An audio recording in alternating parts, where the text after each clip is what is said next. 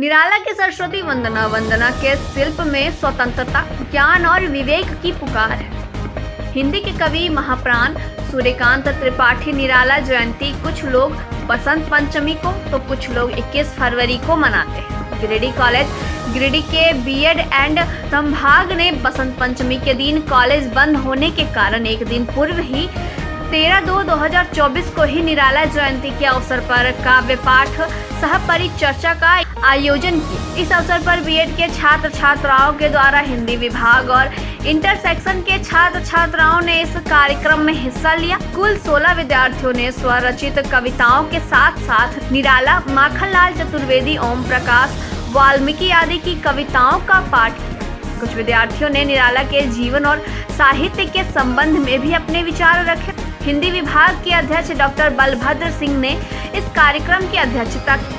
Doctor Balabhadra ने कहा कि कविता लिखना अच्छा है और जरूरी काम भी है, पर किसी दूसरे कवि की कविता का पाठ करना भी कम महत्वपूर्ण नहीं। इस पाठ के लिए कवि और कविता का चयन करना होता है। चयन में व्यक्ति और व्यक्तिगत अभिरुचि काम करती है। बलभद्र ने निराला रचित सरस्वती वंदना का पाठ करते हुए इसकी भाषा, छंद, लय के साथ साथ इसके अर्थ और संदर्भ पर प्रकाश डाला। उन्होंने कहा कि यह वंदना के शिल्प में स्वतंत्रता, ज्ञान और विवेक की पुकार है। 3 बंदों की इस कविता में नई गति और नए स्वर की बात है।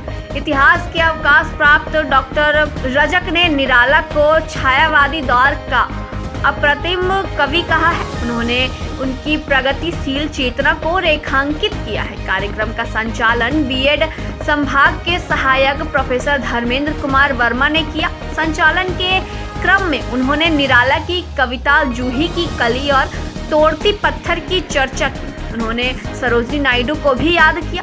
बताते चले कि सरोजिनी नायडू का जन्म 13 फरवरी को हुआ था।